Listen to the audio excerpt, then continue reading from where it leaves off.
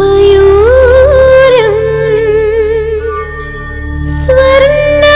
സ്വർണ്ണമയൂരം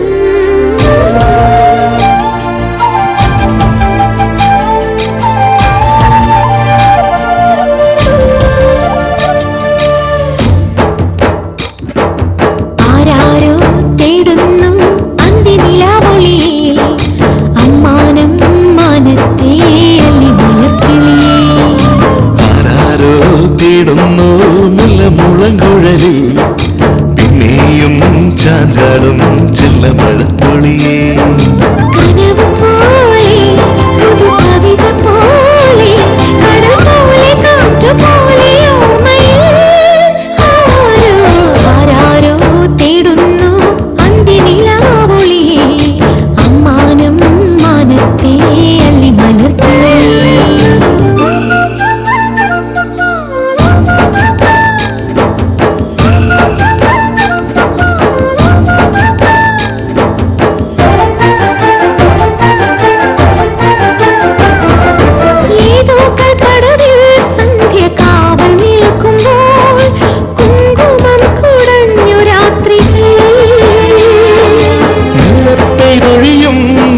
മഞ്ഞിൻ തുള്ളിയായി മംഗളം മൊഴിഞ്ഞ മാത്രയിൽ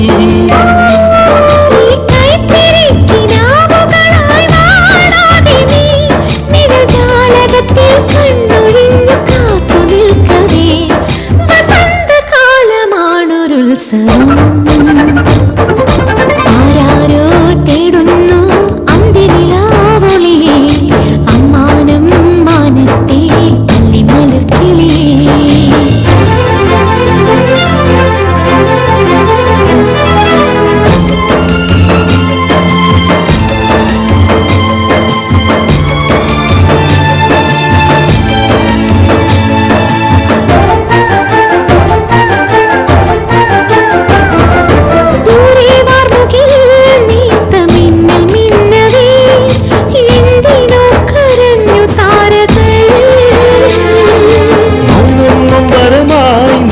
ചാഞ്ഞുറങ്ങവേ പൂ പൊഴിഞ്ഞു വീണു പാട്ടുകൾ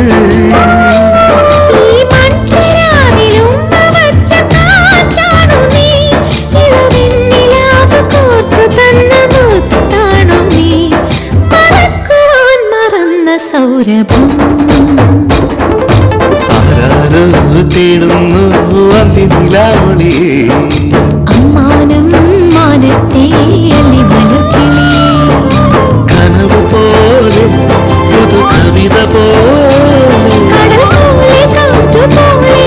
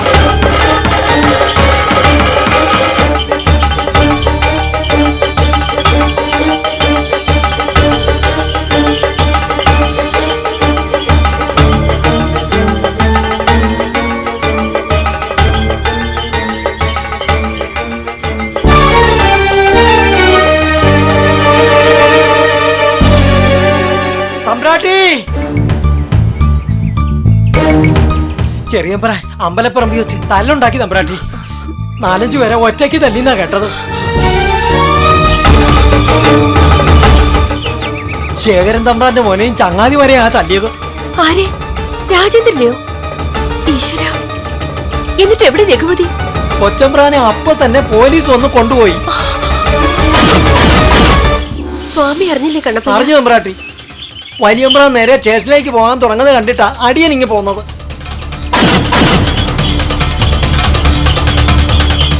പോലീസുകാരെ കണ്ടിട്ടും കൊച്ചമ്പ്രാന്റെ കലി അടങ്ങിയിട്ടില്ലാന്ന് തോന്നുന്നു. അങ്ങനെയാണെങ്കിൽ അടി ഇനിയും നടക്കും.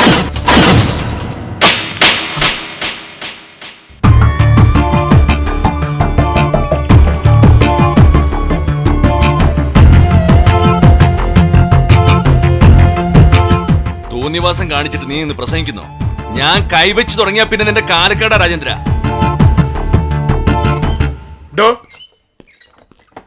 പോലീസ് സ്റ്റേഷനിൽ വന്നിട്ടാണോ പോക്കൃത്തരം കാണിക്കുന്നത്? പോക്കൃത്തരം കാണിച്ച ഞാനല്ല സാർ, ദാ ഇവനാ. അതുകൊണ്ട് തനിക്കെന്താ പോലീസിലാണോ ജോലി? ദേ, ഈ മാസം ഇത് 3ാമത്തെ കേസാ തന്റെ പേരില്. 2 എണ്ണം ചാർജ് ചെയ്യാതെ വിട്ടു. ഇതങ്ങനെ പറ്റുകയല്ല. കൊലപാതക ശ്രമത്തിന് കേസെടുക്കും ഞാൻ. സെക്ഷൻ 307. പിന്നെ വേണ്ടാധീനം കാണിച്ചപ്പോ പിടിച്ചൊന്ന് പൊട്ടിച്ചതിന് സാർ 307 വരെ പോകുന്നതിനാ? മാക്സിമം IPC 160, 100 രൂപ പിഴ. അത് കയ്യിലില്ലെങ്കിൽ 1 മാസം തടവ്, അത്രേ ഉള്ളൂ. ഓഹോ, അപ്പൊ എന്നെ നിയമം പഠിപ്പിച്ചിട്ടേ രഘുപതി ഇവിടുന്ന് പോവുള്ളൂ അല്ലേ? അല്ല സാറേ, അമ്പലത്തിൽ കൊടിയേറ്റം നടക്കുന്ന ദിവസമാ. താലപ്പൊലി എടുക്കാൻ കൊച്ചു പെമ്പിള്ളാര് വന്നിരിക്കുന്നിടത്ത് ദാണ്ട് ഇവന് ഈ കഴിവറുടെ മക്കളോട് താളം ചവിട്ടുന്ന എന്തിനാ? പെൺകുട്ടികൾ ബഹളം വെച്ചപ്പോ പിടിച്ചു മാറ്റി 2 എണ്ണം കൊടുത്താ ഞാൻ. അത് തൂക്കിക്കൊല്ലാൻ പാകത്തിനുള്ള കുറ്റമൊന്നുമല്ല. നേരാണോടാ? അല്ല സർ, ഇത് കള്ളത്തരം പറയുന്നതാ. നടപ്പന്തലിലേക്ക് പോകുന്ന വഴി ഒരു പെങ്കൊച്ചിന്റെ മേത്ത് അറിയാതെ എന്റെ കൈയൊന്ന് മുട്ടി. അതാ കാര്യം. എവിടെയാ രാജേന്ദ്ര കൈമുട്ടിയത്? ശരീരത്തിന്റെ ഏത് ഭാഗത്താ? അത് പറഞ്ഞേ. എന്താടാ പറയാൻ വിഷമം? വിഷമം ഉണ്ടാവും സാർ. കാണിച്ച വൃത്തികേടൊക്കെ പബ്ലിക്കായിട്ട് വിളിച്ചു പറയാൻ ഒരുപാട് വിഷമം ഉണ്ടാവും. അതുകൊണ്ടൊന്നും ചോദിക്കണ്ട. ഇവനൊന്നും ഒരു കാലത്ത് നന്നാകാൻ പോകുന്നില്ല. അത് നീ അങ്ങ് തീരുമാനിച്ചാ മതിയോ? നീ നിന്റെ കാര്യം നോക്കി പോടാ. മിണ്ടരുത് നീ. തൽക്കാലം കാര്യങ്ങളൊക്കെ തീരുമാനിക്കുന്നത് ഞാനാ. വിടൂടവനെ. ദേ, സ്വന്തക്കാരനാണല്ലോ വേണ്ടപ്പെട്ടവനാണല്ലോ എന്ന് വിചാരിച്ച് പല പ്രാവശ്യം തല്ലാതെ വിട്ടാ ഞാൻ ഈ പന്നിയെ. സമ്മതിക്കത്തില്ല. അടി വാങ്ങിക്കുന്ന ജന്മം ഇവന്റെ. സ്വർണ്ണമയൂരം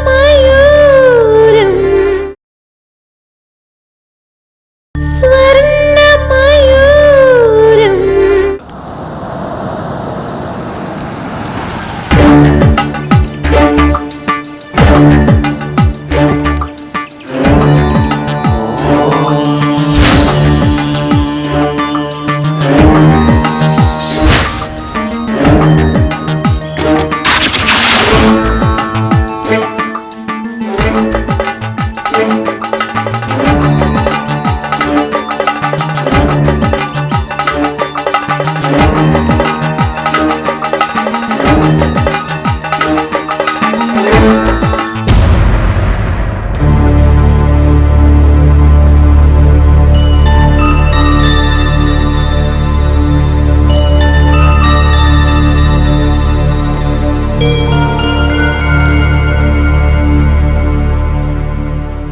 ഇങ്ങനെ സ്ഥിരം തല്ലും പഴക്കമായിട്ട് നടന്നാൽ ഞാൻ എന്ത് ചെയ്യും വർമാജി?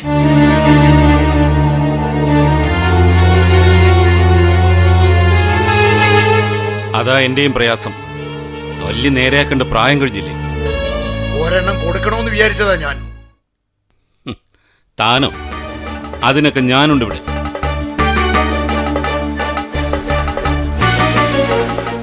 കുടുംബത്തിന് പേരുദോഷം ഉണ്ടാക്കണമെന്ന് തീരുമാനിച്ചുറച്ചു അല്ലേ? ഏട്ടാ, ഞാൻ വേണ്ട, സംസാരിക്കണ്ട. നീ ഇറങ്ങ. കേസ് ചാർജ് ചെയ്തിട്ടില്ലല്ലോ സാർ? ഇല്ല, ചാർജ് ചെയ്യാൻ പോവാ. വേണ്ട അച്യുതാ, അത്രയ്ക്കൊന്നും വേണ്ട. ആ, നീ ഇവനെ വിളിച്ചോണ്ട് വീട്ടിലോട്ട് പോയിക്കോ. ഞാനങ്ങ് വന്നോളാം. വാ.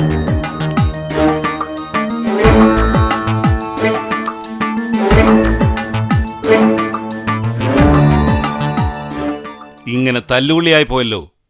കെട്ട ജാതകമായിട്ടാണോ ജനിച്ചത് നീ? ഇറങ്ങിപ്പോ. ആ ഈ വാനരന്മാരെ വിളിച്ചോണ്ട് പോകും.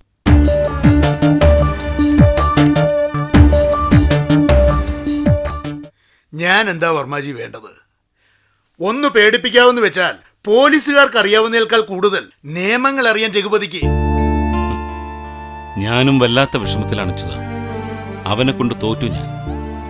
ഞാൻ കേസ് ചാർജ് ചെയ്യുന്നൊക്കെ പറഞ്ഞ് വെറുതെയാ. വർമാജി അത് കാര്യമാക്കിയോ? ഏയ് എനിക്ക് അറിഞ്ഞൂടെ തന്നെ. ഒരു ദിവസം സ്റ്റേഷനിൽ പിടിച്ചിട്ടിരുന്നെങ്കിൽ ഒന്ന് പഠിച്ചേനവൻ. ആ പക്ഷേ അതിനൊന്നും എൻ്റെ ദേവി സമ്മതിക്കില്ല. ഭർത്താവിൻ്റെ അനിയനായിട്ടല്ല, സ്വന്തം മകനായിട്ടാ അവളവനെ കൊണ്ടു കിടക്കുന്നത്. അച്യുതൻ പറഞ്ഞാൽ വിശ്വസിക്കില്ല.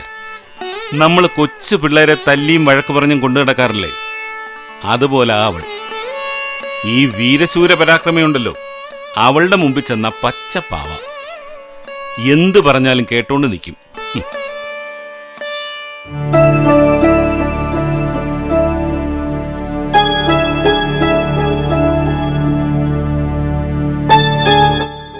പറഞ്ഞാൽ ഒരു അനുസരണ ഇല്ലേ രഘുപതി നിനക്ക്? തല്ലുണ്ടാക്കാൻ പോരുതെന്ന് എത്ര പ്രാവശ്യം പറഞ്ഞിട്ടുണ്ട് നിന്നോട്? ഇതൊന്നും ചെവിയിലേക്ക് കേറുന്നില്ലേ? നീ വായ തുറന്ന് എന്തെങ്കിലും പറയും രഘുപതി, എന്നെ ദേഷ്യം പിടിപ്പിക്കാതെ. പറഞ്ഞിട്ടുണ്ട്. പക്ഷേ ഇങ്ങോട്ട് വന്ന് തല്ലിയാ പിന്നെ എന്ത് ചെയ്യാനാ? തന്നോട് ആരാ സംസാരിക്കാൻ പറഞ്ഞേ? ഇറങ്ങി പോടോ.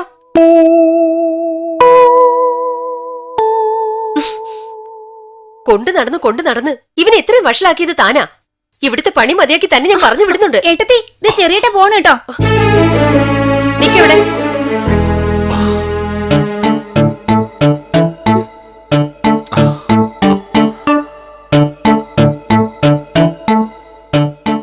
എന്താ നിന്റെ ഉദ്ദേശം?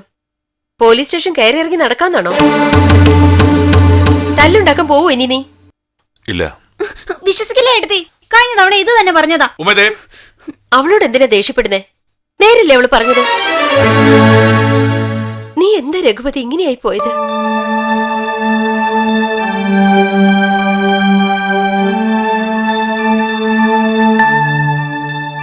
നിന്റെ അതേ പ്രായമല്ലേ ഇവനും? ഇവനെ കണ്ടു പഠിക്കാത്തെന്താ നീ? ഈ കുടുംബത്തെ പിറന്നില്ലെന്നേ ഉള്ളൂ. ഇവിടുത്തെ രീതികൾക്കനുസരിച്ച് ജീവിക്കുന്നത് ഇവനാ. അച്ഛനും അമ്മയും ഇല്ലാത്ത കുട്ടിയാ. വഴി പഴിച്ചു പോണമെങ്കിൽ അവനല്ലേ പോവേണ്ടത്?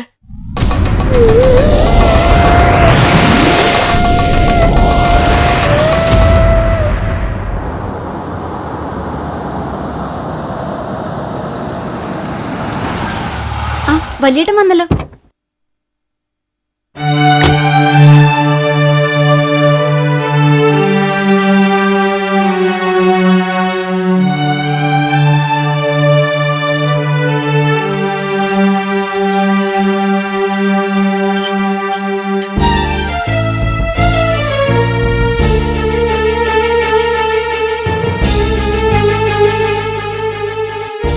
എന്താ അടിയും വഴക്കുമൊക്കെ കഴിഞ്ഞു? തുടങ്ങിയതേ ഉണ്ടായിരുന്നുള്ളൂ ഏട്ടാ. തല്ലും അതിന്റെ ക്ലൈമാക്സും ഒക്കെ അവിടെ മുമ്പ് ഏട്ടൻ കയറി വന്നില്ലേ? പോലീസ് തല്ലി അവനെ. ഏയ് അതായിരുന്നു എന്റെ പേടി മുഴുവൻ. അപ്പോ നീ ഇടയ്ക്ക് കുട്ടികളെ തല്ലും പോലെ തല്ലാറുണ്ടല്ലോ അവനെ.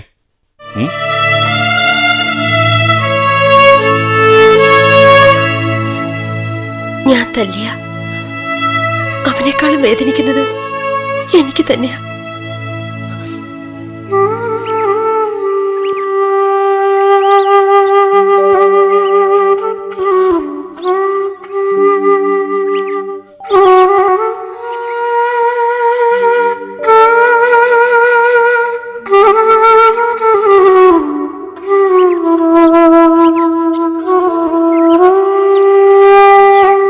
വഴക്ക് പറഞ്ഞത് വിഷമായോ നിനക്ക്?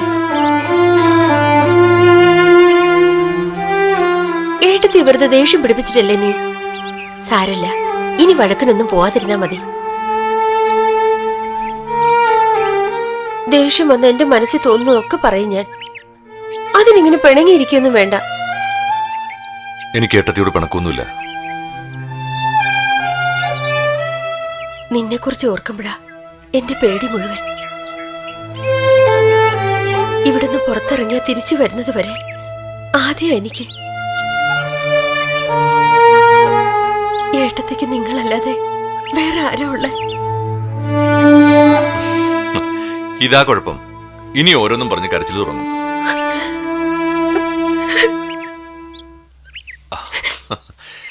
എനിക്കൊരു വിഷമവും ഏട്ടത്തിയമ്മേ.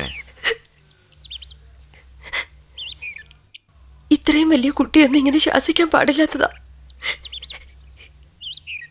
എന്നാലും എന്റെ മനസ്സിൽ ഇപ്പോഴും കുഞ്ഞാ നീ. കുരുത്തക്കേട് കാണിച്ച സഹിക്കില്ല. എന്താ ഏട്ടത്തിയമ്മ ഇത്? വഴക്ക് പറയുമ്പോഴൊന്നുമല്ല, ദാ ഇങ്ങനെ കരയുമ്പോഴേ എനിക്ക് പ്രയാസം. ദേ വല്യേട്ടാ, പെട്ടെന്ന് വന്ന ക്ലൈമാക്സ് രംഗത്തെ കരച്ചില് കാണാം.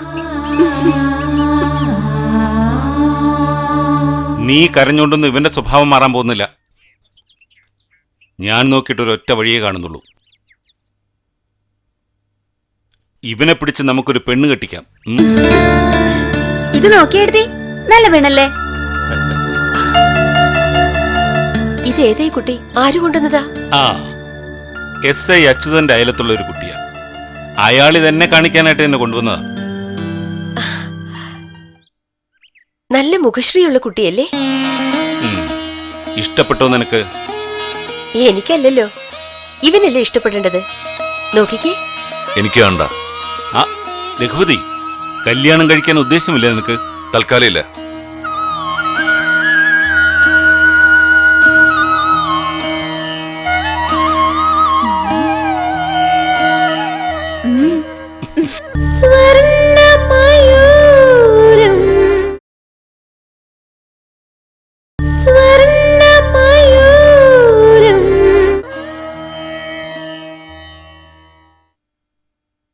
നീ എന്താ പിന്നെ സന്യസിക്കാൻ പോവാ? എന്റെ പൊന്നെ ഏട്ടത്തിയമ്മേ, ഇപ്പൊ എന്തായാലും എനിക്ക് കല്യാണം വേണ്ട. ഒരു 2-3 വർഷം കൂടെ കഴിഞ്ഞോട്ടെ. വേണ്ടെങ്കി വേണ്ട. ഈ മകരം വരുമ്പോ വയസ്സ് 33. അത് മറക്കണ്ട. നിനക്ക് വേണ്ടെങ്കിൽ എടുത്ത് കീറിക്കളഞ്ഞേക്കേ.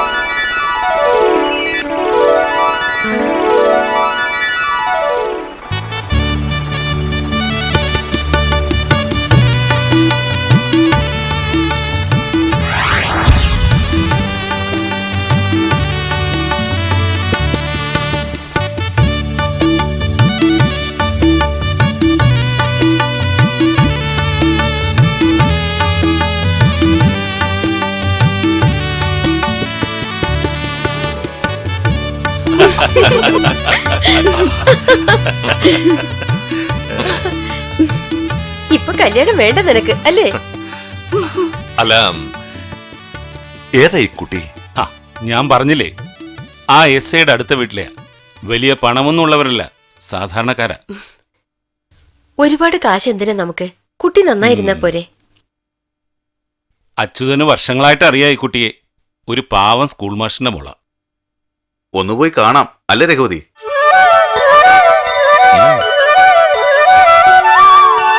വലിയേട്ടന്റെ നിർബന്ധല്ലേ, നമുക്കൊന്ന് പോയി നോക്കാം. അയ്യടാ, വലിയേട്ടന്റെ നിർബന്ധം കൊണ്ടൊന്നും അല്ല. ഫോട്ടോ കണ്ടപ്പോ ചെറിയേട്ടന് പെണ്ണിനെ അങ്ങ് പിടിച്ചു. അതാ കാര്യം. ആ, പെൺകുട്ടി എഞ്ചിനീയറിംഗ് കഴിഞ്ഞതാ. ഇപ്പൊ കോയമ്പത്തൂരിൽ ഒരു സോഫ്റ്റ്വെയർ കമ്പനി ജോലി ചെയ്യും. അയ്യോ, അപ്പൊ എങ്ങനെയാ കാണുക? നാളെ തന്നെ നാട്ടിലേക്ക് വരാൻ ഏർപ്പാട് ചെയ്തിട്ടുണ്ട് അച്യുതൻ. ആ, പെണ്ണ് കാണാൻ വരുമെന്ന് അറിയിക്കാൻ പറഞ്ഞിട്ടുണ്ട് ഞാൻ. അല്ല, എന്നോട് ചോദിക്കാതെ. നിന്നോട് ചോദിക്കുന്ന എന്തിനാ? എനിക്കറിയാമായിരുന്നു ഈ ഫോട്ടോ കണ്ടാൽ നിനക്ക് ഇഷ്ടപ്പെടുമെന്ന്. അല്ലേട്ടത്തിയമ്മേ, എന്താ ഇവളുടെ പേര്? അതെ, എന്താ സ്വാമി ഈ കുട്ടിയുടെ പേര്? വേണി, കൃഷ്ണവേണി. കൃഷ്ണവേണി. അങ്ങോട്ട് നടക്കടി.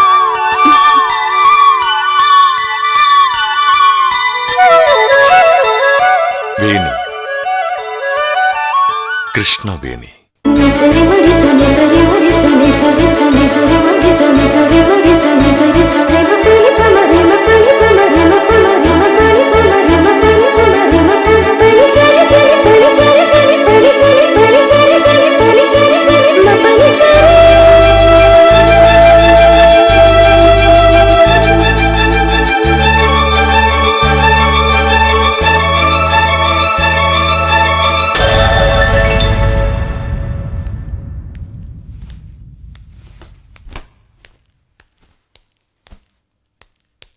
വേണി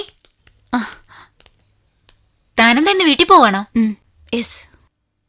എന്താ എത്ര പെട്ടെന്ന് തീരുമാനം മാറിയത്? മറ്റന്നാൾ സീതാലക്ഷ്മിയുടെ കൂടെ അവളുടെ ഇല്ലത്തേക്ക് പോയിട്ടേ വീട്ടിലേക്കുള്ളൂ എന്നല്ലേ നീ പറഞ്ഞത്? ലച്ചുവിനോട് ഞാനങ്ങനെ പറഞ്ഞിരുന്നു. അങ്ങനെ തന്നെ തീരുമാനിച്ചതും. അപ്പോഴാ വീട്ടിൽ നിന്നൊരു അർജന്റ് കോൾ, ഉടനെ ചെല്ലണമെന്ന്. എന്താ വല്ല കല്യാണാലോചന ഉണ്ടോ? What A surprise! ഞാൻ വെറുതെ ചോദിച്ചതാ. നേരാണോ? സത്യം, പെണ്ണ് കാണാൻ വരുന്നു നാളെ. മൈ ഗുഡ്നസ്, ഇതൊന്ന് പബ്ലിസിറ്റി ചെയ്യണ്ടേ? സോഫി പ്ലീസ്, ആരോടും പറയല്ലേ. ഒരാള് കാണാൻ വരുന്നില്ലേ ഉള്ളൂ. കല്യാണം നടക്കുമെന്ന് പോലും അറിയാതെ വെറുതെ പറഞ്ഞൊന്നും നടക്കണ്ട. ദേ, നിന്നോടും ലച്ചുവിനോടും മാത്രമേ ഞാനിത് പറഞ്ഞിട്ടുള്ളൂ. വേറെ ആരെങ്കിലും അറിഞ്ഞ കൊല്ലുന്നില്ല ഞാൻ. ആ, എവിടുന്ന ചെറുക്കൻ? ഓ, അതൊന്നും പറഞ്ഞില്ല. അച്ഛൻ പേര് മാത്രം പറഞ്ഞു. ഒരു വല്ലാത്ത പേരുള്ള ആള്, രഘുപതി. പേര് മാത്രമല്ല, ചിലപ്പോ ആളും വല്ലാത്തതായിരിക്കും. ഓ, ആയിക്കോട്ടെ. വേണിയേച്ചി, സീതാലക്ഷ്മി തലയുറ്റി വീണു യൂണിവേഴ്സിറ്റിന്ന് വരുന്ന വഴിക്ക്. തല ചുറ്റി വീണെന്നോ? എന്ത് പറ്റിയതാ? അതൊന്നും കൃത്യമായി എനിക്കറിയില്ല. ഹോസ്പിറ്റലിലേക്ക് കൊണ്ടുപോയിട്ടുണ്ട്. ഈശ്വര, എന്താ എന്റെ ലച്ചുവിന്?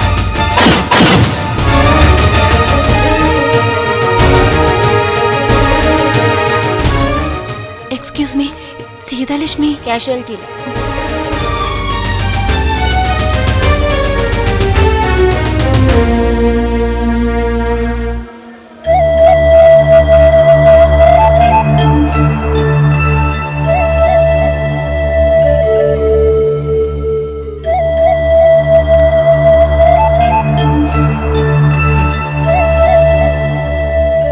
Are you married? No.